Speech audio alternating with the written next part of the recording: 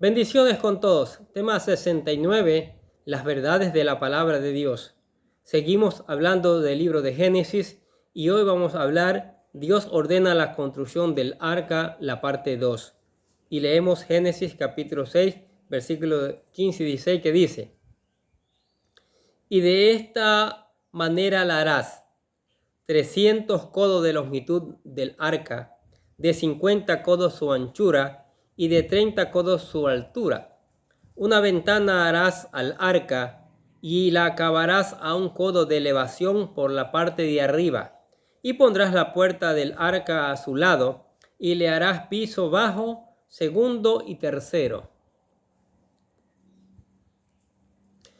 En el tema anterior vimos cómo el juicio y la redención de Dios es anunciada a Noé, a quien por su enorme fe se le encomienda la colosal obra de construir el arca que salvaría a los seres terrestres del diluvio. Ahora continuaremos viendo las dimensiones del arca y más detalles acerca de su construcción. La gente a menudo se burla del arca de Noé, diciendo que no era lo suficientemente grande para que cupieran todos los animales. Y por otro lado, otros dicen que era demasiado grande y, por lo tanto, la madera de la que estaba hecha se rompería al no soportar el peso de la estructura y de las grandes fuerzas para poder navegar. Pero el arca era perfecta pese a las burlas que ha recibido. Así que empecemos por definir qué era un codo, la principal unidad de medida en el Antiguo Testamento. Segunda de Pedro capítulo 3 versículo 3 dicen: Ante todo, sepan esto, que en los últimos días vendrán burladores con sus sarcasmos, siguiendo sus propias pasiones.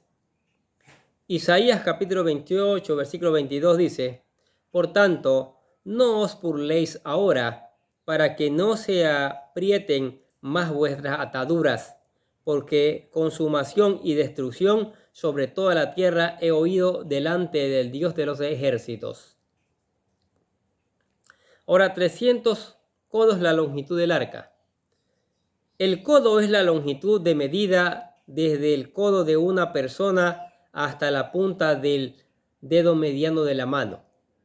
Es mencionado por primera vez en este versículo y es la unidad de longitud utilizada en la Biblia, por lo que la longitud de un codo variaba, ya que cada nación tenía su propia forma de medir. Y creemos que para la construcción del arca, la longitud que se debió haber utilizado fue el codo de Noé, cuya longitud es desconocida. En las Escrituras encontramos que para grandes construcciones se utiliza el codo largo o real, que agregaba al codo la distancia del ancho de 4 dedos o de la palma de la mano, como veremos en la construcción del templo de Dios en Jerusalén, en donde el rey Salomón utiliza el codo de la medida antigua como referencia al codo largo de Hebreos, segunda de Crónicas capítulo 3 versículo 3. También en Ezequiel capítulo 43 versículo 13 se habla de un codo y un palmo, una clara referencia al codo real hebreo, Ezequiel capítulo 40 versículo 5. Así que el codo largo real es la medida preferida por el Señor. Por otro lado, Moisés fue educado con la realeza de Egipto y pudiera expresar las dimensiones de este pasaje basado en el codo real egipcio, el cual es todavía más largo que el hebreo. Leamos lo que dice Segunda de Crónicas capítulo 3 versículo 3.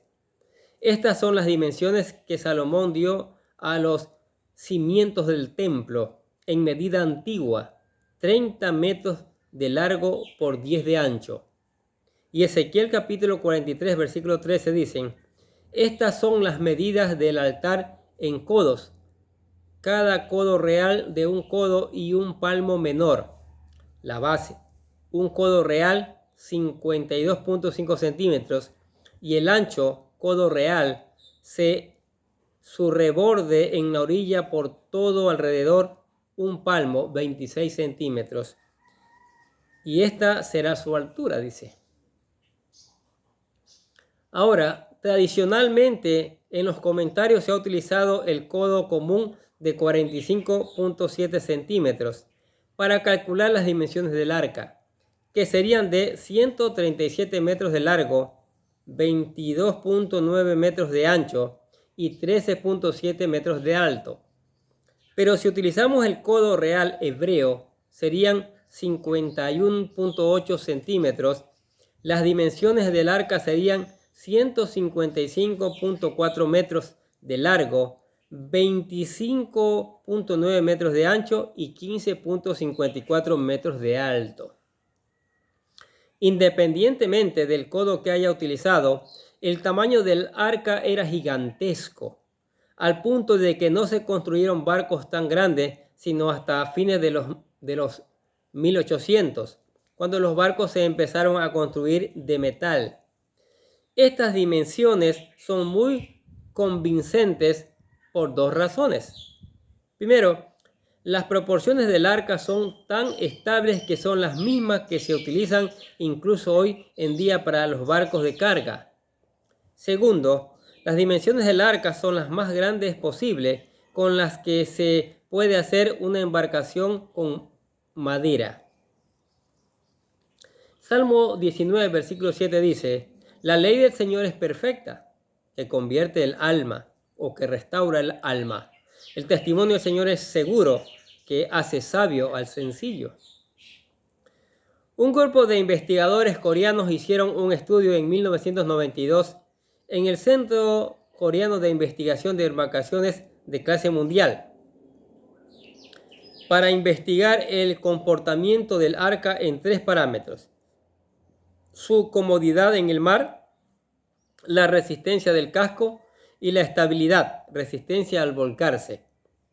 Encontraron que el arca tenía el mejor diseño porque mantiene un balance en cada categoría, lo que le permitía soportar olas de hasta 30 metros de altura y que es 2 veces la altura del arca. Además, el estudio simuló olas viniendo de todos lados, algo que pudo ocurrir durante el diluvio, con agua que cubría la superficie de la tierra. En segundo estudio que hicieron en 1993, encontraron el diseño del arca les dio la mayor comodidad a sus tripulantes, aún con un mar embravecido. ¿Qué les parece? Salmos capítulo 18, versículo 30 dice: perfecto es el camino del Señor, probada es la palabra del Señor, Él es escudo a todos los que en Él se refugian. Los trabajos del Señor son perfectos, hasta la misma ciencia hoy día lo reconoce. Por otro lado, la leyenda babilónica del diluvio, descrita en la epopeya, describe a un arca como un cubo, que cuando se evaluó mostró que era un diseño muy inestable, peligroso para las tripulantes y fácil de que se volteara y hundiera, demostrando que el relato babilónico era una distorsión del relato original y científico de la Biblia, la palabra de Dios. Por esta razón, el arca de Noé no debió haber tenido una forma rectangular, como se menciona en los comentarios, sino que debió haber contado con esquinas hidrodinámicas para disminuir la resistencia al impacto de las olas. También debió haber tenido alguna estructura para que el arca se alineara a la dirección del viento para evitar que las olas golpearan a la embarcación por los lados, poniendo en peligro al arca. Sin embargo, sabemos que al final el Señor es quien protegió el arca, la guió, y a sus ocupantes, por supuesto, de todos los peligros que enfrentaban el tema del diluvio. Así es. El Salmo capítulo 28, versículo 7 dice: el Señor es mi fuerza y mi escudo. En Él confía mi corazón y soy socorrido. Por tanto, mi corazón se regocija y le daré gracias con mi cántico. Proverbios 35 dice: las palabras de Dios son todas puras, Dios es el escudo de quienes en Él confían. Si utilizamos el codo real hebreo, podemos estimar que el arca tenía una capacidad de desplazamiento de 62.500 toneladas. ¡Wow! Que equivalen al espacio de 520 vagones de tren de carga. El arca podía llevar una carga de unas 38.000 toneladas distribuidas en 12.000 metros cuadrados de los 3 pisos en su interior, que haría que el calado del arca fuera de 7 metros, dándole un 50% de flotabilidad, que es la medida con la mayor estabilidad, porque la mitad del arca estaba bajo el agua y la otra mitad estaba sobre el nivel del agua, usando a que su relación de largo a ancho, 6:1, es la más estable conocida y se utiliza para el diseño de buques, tanques y transportes de mercancías modernos. Por lo que las dimensiones que nos dan las escrituras hacen el arca un bote salvavidas más estable que se pudiera construir, ideal para sobrevivir las condiciones catastróficas del diluvio. El espacio en el arca era más que suficiente para albergar a todos los animales y el alimento, como lo veremos con el favor de Dios en los estudios del final de Génesis capítulo 6. Es que Dios es perfecto, Dios no se equivoca. Dios dio el diseño perfecto de esa arca. ¿Sí? Dios pensó en todo. Salmos capítulo 18, versículo 2 dice: Jehová, roca mía y castillo mío, y mi libertador, Dios mío, fortaleza mía, en él confiaré, mi escudo y la fuerza de mi salvación, mi alto refugio. Ahora el versículo 16, vamos a leerlo, de Génesis 6. Una ventana harás al arca, y la acabarás a un codo de elevación por la parte de arriba, y pondrás la puerta del arca a su lado, y le harás piso bajo, segundo y tercero. La palabra que aquí utiliza Moisés para ventana en este versículo es shohar, que significa mediodía. Y solamente aquí se traduce como ventana en toda la Biblia, porque en Génesis capítulo 8, versículo 6 utiliza jalón, que significa ventana, para referirse a esta misma estructura que Noé abre para poder enviar o explorar tanto a la paloma como al cuervo, por lo que shohar nos está dando una descripción más allá de una ventana o de un techo movible, y se está refiriendo a un sistema de iluminación y de ventilación alrededor de la parte superior del arca. Y podemos ser que se refiere a un techo abovedado que estuviera inclinado hacia ambos lados y que podría ser abierto con una ventana para permitir que la luz más intensa del mediodía entrara en el arca. Mientras que hay comentaristas que hasta llegan a sugerir que shohar se refiere a un tragaluz que estaba hecho de vidrio, cristal o alguna sustancia traslúcida para que dejara pasar la luz, pero evitaría el paso del agua porque aparte de la ventana en Génesis 8:13, Noé quitó la cubierta, dice. Leamos Génesis 8:6. Después de 40 días Noé abrió la ventana del arca que él había hecho.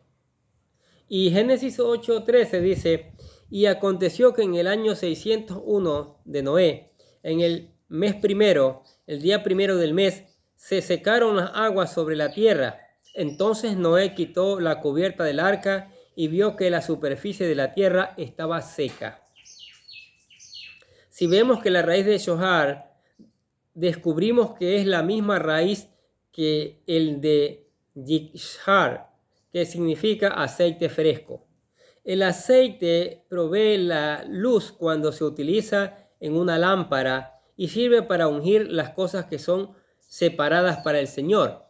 Por lo que Moisés nos está relacionando esta estructura llamada shohar con la luz, viento y el aceite, que nos habla del Espíritu Santo, quien va a estar encargado de iluminar, proteger y ungir a los pasajeros del arca que fueron seleccionados para poblar la tierra nuevamente. Y el arca tenía una ventana que miraba hacia el cielo, que está arriba, y no hacia abajo, a la tierra y a su juicio. Salmo 123, versículo 1 dicen: a ti alcé mis ojos, a ti que habitas en los cielos. Estando en el arca, Noé no tenía control sobre el juicio del diluvio, pero sí tenía control sobre la ventana y las lámparas de aceite para iluminar cualquier parte del arca. Lo que nos enseña que nosotros también podemos controlar cuánta iluminación y entendimiento de la palabra de Dios permitimos en nuestras vidas cuando estamos rodeados de caos y oscuridad en el mundo. Salmos capítulo 119, versículo 105. Usted puede decidir permanecer en la oscuridad o puede obtener la intensa luz del mediodía y el conocimiento de abrir la ventana de la palabra que le permitirá inundar su alma, renovar sus pensamientos y caminar en la luz. Salmos capítulo 119, versículo 5 dice: tu palabra es lámpara que guía mis pies y una luz para mi camino.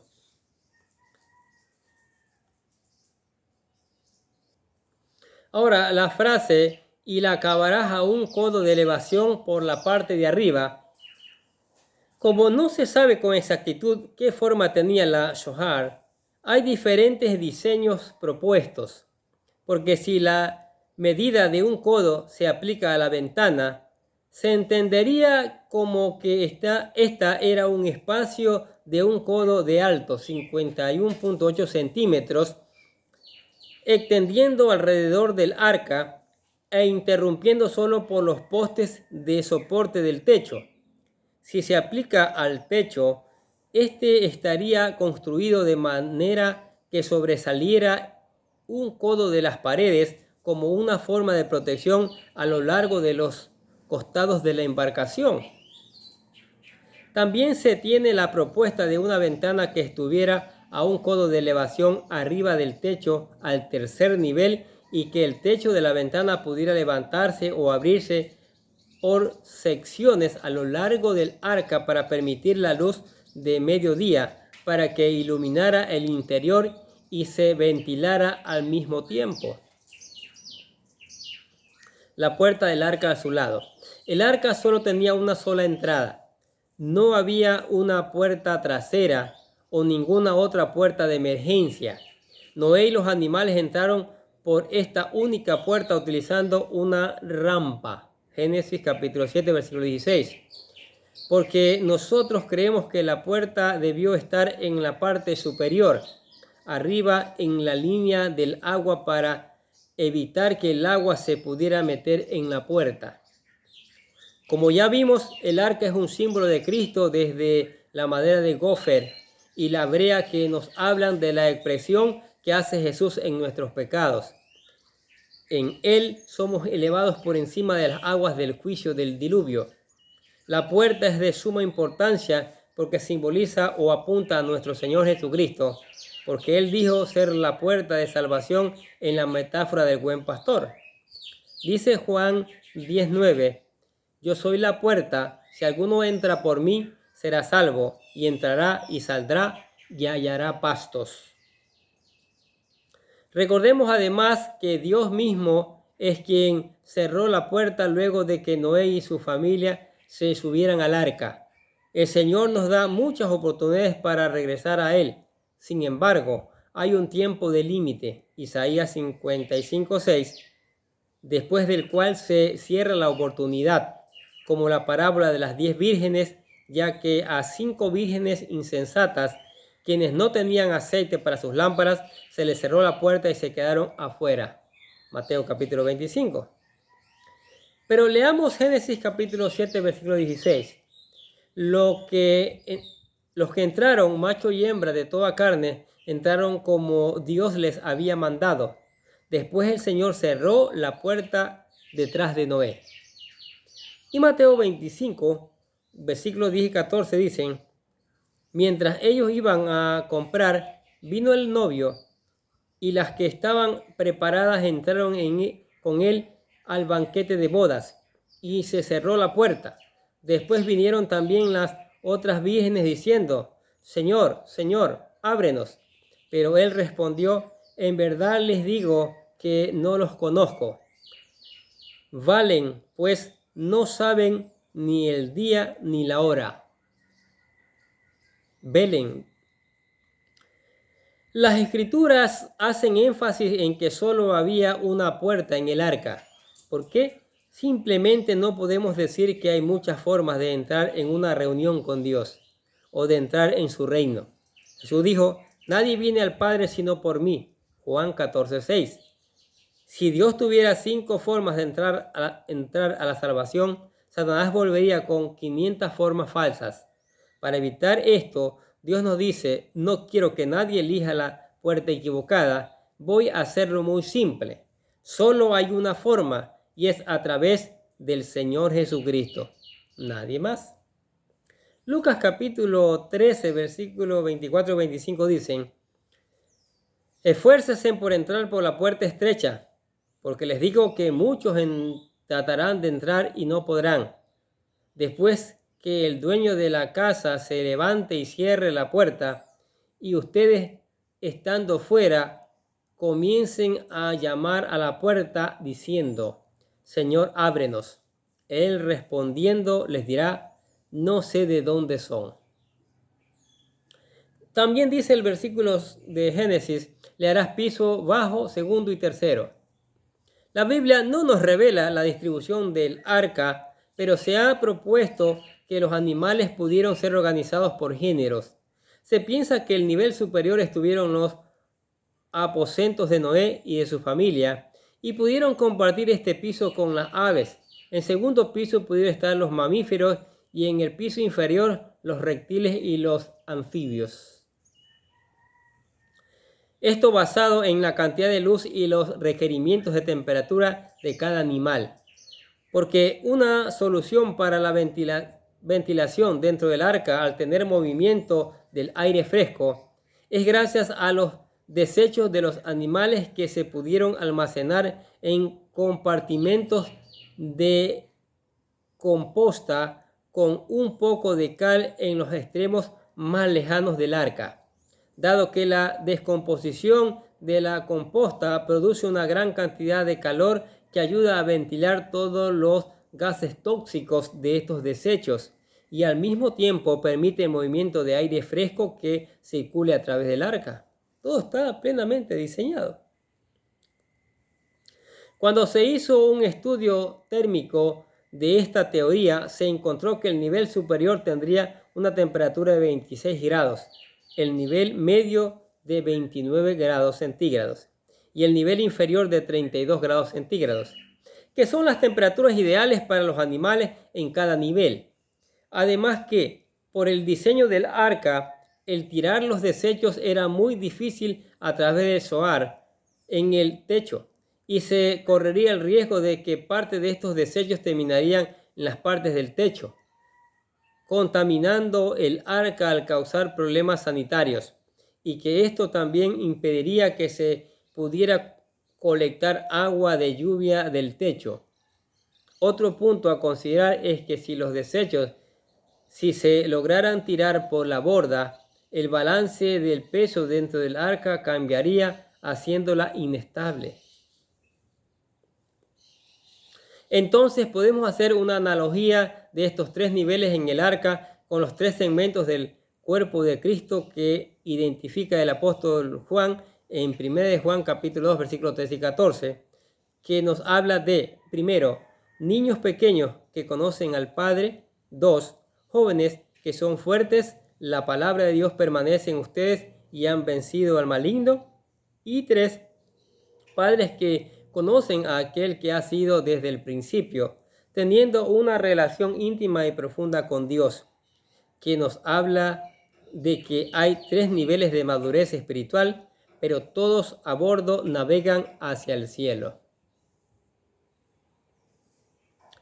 Si Dios quiere, en nuestros próximos temas veremos cómo Él revela finalmente a Noé el juicio del diluvio y la promesa que le hace, con la cual podemos calcular el tiempo que tardó en hacer el arca. En todos estos estudios podemos dar rienda suelta a nuestra imaginación para tratar de comprender las diferentes formas en las que el arca funcionó y cómo fue posible que Noé y su familia pudieron llevar a cabo esta encomienda.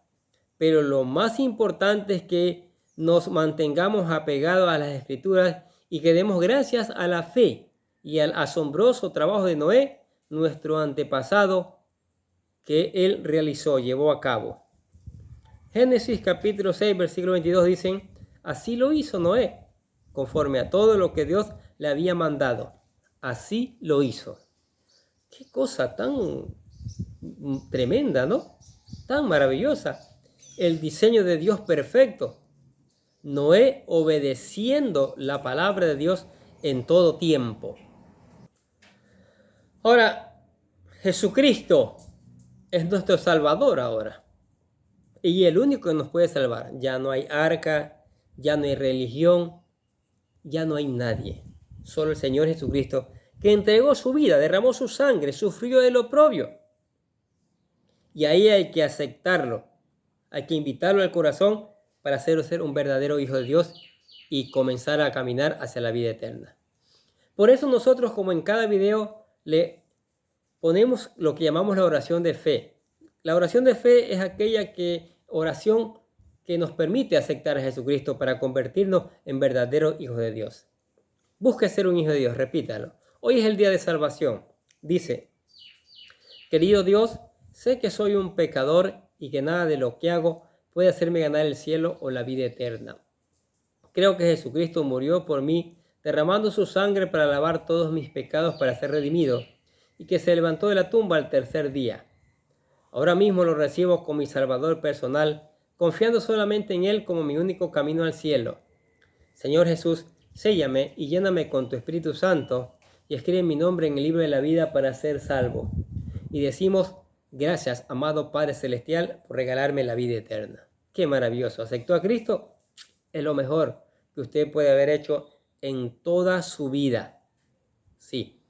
Ahora, para sostenerse en Cristo, venga y lea la palabra de Dios, medite en la palabra de Dios todos los días. No hay vacaciones. Todos los días medite en la palabra de Dios. Deja que le enseñe, le prepare, le instruya, le redarguya, le corrija, le haga acto para toda buena obra, como ella misma lo dice.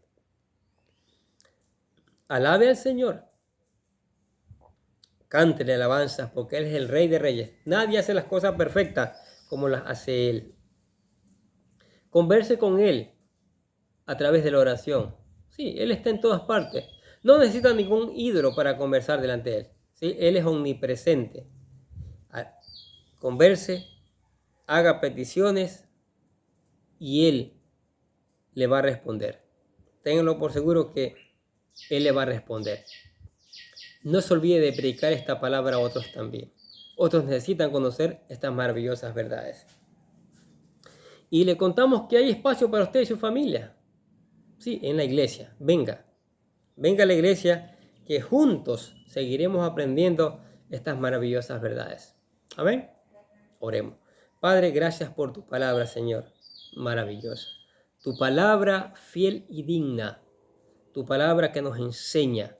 Tu palabra que está allí cada día preparándonos. Señor, para toda buena obra, Señor. Oramos que esta palabra sea llevada por las redes sociales, sea llevada por todos los rincones del mundo y las personas la escuchen.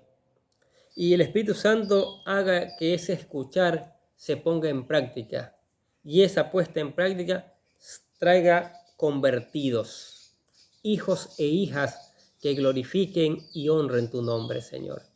Y sean de buen testimonio a este mundo, porque este mundo necesita un testimonio de vidas cambiadas. Y tan solo tú puedes hacer eso, Señor. Sí, Padre Santo, bendice tu palabra, Padre. Bendice tu palabra. Te lo pedimos en el nombre del Señor Jesucristo y decimos amén. Y los bendecimos a ustedes que escuchan la palabra de Dios. Sigamos escuchando, sigamos poniendo en práctica esta maravillosa palabra. Y reenviémosles a otros para que otros también conozcan estas maravillosas verdades, las verdades del Señor. Nosotros de acá les deseamos que tengan un día, pero lleno de bendiciones.